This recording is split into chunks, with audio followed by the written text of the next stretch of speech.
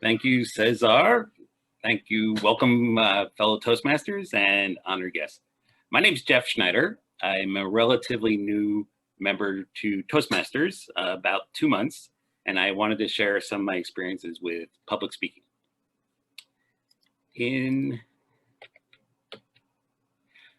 First thing we're going to do is we're going to count.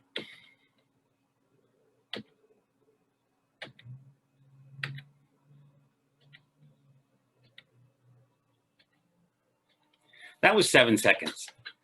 7 seconds can be terrifying because there was nothing. It was pure silence. In group dynamics, they found that 7 seconds is the amount of time before somebody else will start speaking because of awkwardness and they don't want to hear pauses. But pausing can be a very efficient and effective way to speak. In public speaking, things can be very difficult. It's anxiety ridden, you're the center of attention, there are time limits that can be imposed on you, and it's very easy to get distracted. And in fact, breathing can become difficult, which you would never think would be possible, but it can. And speaking quickly also is another potential pitfall. In everyday life, speaking is easy. We do it all the time in very small settings. It's an easy concept. Even in larger settings, it can be a good concept. But by the time you get to public speaking, people definitely have a fear. They have all kinds of things that start happening to them that become more difficult. So if you think about normal speaking, you're thinking of an idea that you want to say. Then you formulate how to say it. Typically, you'll breathe and be calm and pause. And finally, you'll speak what you want to say. The end result is that you have a happy audience with a clear, concise message. They know what you're saying. And the presenter can be happy as well because they've delivered a clear and effective way of communicating with their audience. However, difficulties start to occur with distractions. Distractions can be foggy thinking. Once you get confused, you can start using filler words. Then when you speak, it becomes much more difficult. In fact, you'll have a very confused audience and a sad presenter, which is not a good thing to have. So what's the key? Listening is the biggest thing I can think of. Everyone has an internal voice that goes on and an internal conversation. If you listen to yourself, you know what you want to say. The audience has no idea what you want to say. So if you listen to yourself, it becomes quite easy. I've tried to break down different types of listening. The first one, as I say, is let's say active listening. Hopefully everyone in this room is actively listening to me, so I appreciate that. Thank you very much. But it could be some people are in the middle of doing something else as well, and maybe they're partially listening, but still doing something else. Then there are other people who are just multitasking. There's a deadline, they're involved, but they're really not listening at all. The last one is I call selective listening. And this is the perfect example of a pause. Many of you have electronic assistants, whether it's Alexa, Siri, the Google Assistant. If you don't pause, they don't know what you're saying. You have to say, Alexa, pause, what time is it? And then you'll get a good answer. So this is the perfect example of how to listen and how to use a pause. I was recently on a Zoom call with 500 people, and there was a young girl who was called on to speak and share some of her experiences. Before she started, she said, I talk very fast and I'm not going to pause.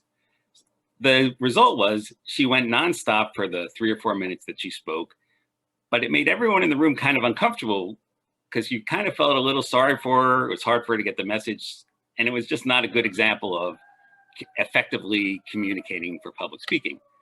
Normally, everyone has a natural pause. You'll speak, you'll pause, and then you'll continue. And the worst case is what I call the awkward pause, which is great if you're a comedian. There was a late night talk show host named Craig Ferguson, and he would end every interview with the awkward pause. It was hilarious. They would say nothing, people were laughing. So awkward pauses are great if you're a comedian, not good if you're a public speaker. Let's think about how will pausing benefit your audience. It becomes easy for the audience to follow. They can catch up. You know what you're saying. This gives them a chance to process what you're saying and have a better understanding. Finally, keeps the interest level high. And to effectively use the pause, as I mentioned before, you need to listen to yourself. You know the pause is coming. Think about it. Think what you want to say. Then just say it slowly with emphasis. If you pause, it's not awkward at all. The answer is to enjoy the pause. When you're ready, you can continue. Finally, let's think about why is pausing important. If you don't pause, it's very easy to start having breathing issues. You don't relax. The more you don't relax, the more pressure you're going to feel. It's very easy to start using filler words. It's very easy to lose your pace. And finally, it's very easy to lose your audience. The whole point of public speaking is to communicate and send a clear message. In order to help you pause, again, listen, prepare what you want to say, breathe. It's a natural thing. You shouldn't have to think about that. Speak very confidently, pace yourself. And Toastmasters is the perfect example. It's a hands-on learning environment. Every time there are prepared speeches, there's a section where there's impromptu speaking, typically the table topics session. And Toastmasters is very effective at helping you evaluate your speaking, give you feedback, and they're very supportive. In fact, here's the club mission. I'm not going to read it. You all know how to read. So there was a pause. It wasn't uncomfortable. We all made it through it.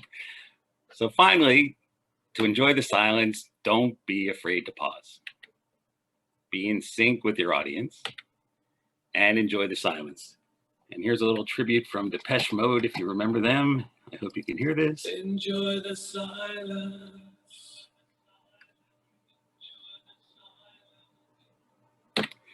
So thank you very much. I appreciate your time. I hope I emulated some of the great speakers out there. And with that, I'd like to end my presentation and turn it back to Cesar.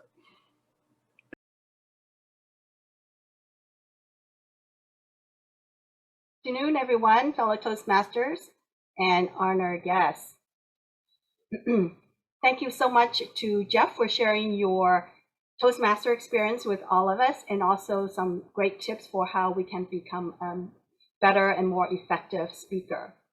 What I would like to do today is share three things with you. First is to pique your interest a little bit more and let you know why I initially joined Toastmasters and what it has done for me. Second is to talk briefly about the flip side of fear and crisis. And third, most importantly, is what can Toastmasters do for you to help you reach your dreams and your goals. Now, before I get started, I'm going to do a very short poll. It's a one-question poll, and I'm going to launch it. You will see it on your screen. And you can select one response to this question. What are you most afraid of or uncomfortable doing? Check one response. A, interviewing for a job or promotion. B, making a toast at a friend's wedding or eulogy at a funeral. C, speaking in front of a large group of people at a conference. D, performing, demonstrating in front of a crowd. E, getting old and losing your mental abilities. F, all of the above. G, none of the above. So select your choice. 5 seconds or so, I will close the poll and see what your needs are. Okay, we have a few more people participating. Fantastic. Closing the poll in 1 second. All right. Now I am going to share the results. Hopefully you can see the results. A lot of people, some people chose from A through F. There are a few of you says all of the above is scary, and we have one person says none of the above. Well, I would say if you chose A through F, you are normal. If you chose G, which is none of the above, you are an exceptional person, and we probably want to recruit you to be a coach for our Toastmasters club. Seriously, fear and discomfort is a normal human response. It lets us know when there is danger, and it is part of our evolution to be able to survive. Do you remember the first time that you learned how to ride a bike or to drive a car? It was quite scary, wasn't it? I mean, you didn't know what to do. You didn't want to get in an accident. But as you get more training and practice, you were a lot more comfortable, and those fears just disappear. And pretty soon you master those skills, and you even enjoy and love doing those activities. The good news is that with public speaking, you can learn a lot of those techniques, how to be more comfortable, how to reduce some of those fears, and master some of those skills. And you learn a little bit more as we go on with today's presentation and also the program. Let me tell you a little bit about myself. Some of you know me as a dancer. Yes, I love that as a hobby, but my profession is really, I am a nutritionist and a wellness educator. I've worked for over 35 years for the San Francisco Department of Disability and Aging Services. When I started, it was a part-time job, and then it became a full-time job with a lot more other responsibilities, including making budget and program presentations in front of the commission for service providers, and also dealing with consumer complaints. Of course, some of those situations are hostile, and I have little training in how to handle those and think on my feet. I also, being a petite Asian American woman, I was a perfect target for being intimidated by others. Yes, I was being bullied at times, and people didn't take me seriously. I needed to have people see me as a professional. So I joined Toastmasters because I needed to increase my self-confidence and seen as a professional and succeed in my job. Also, I joined because I wanted to be able to be a better communicator in dealing with diverse audience from different backgrounds, and be able to think quick on my feet and not be intimidated. Toastmasters certainly have done that for me over the years and more. Now I continue with Toastmasters because I love the camaraderie, friends that I make, and also I learn new subjects. Things are interesting. I never discover, I learn things I never wanted to do before, okay? And that's thanks to other members who have other interests, and they share those in their prepared speeches.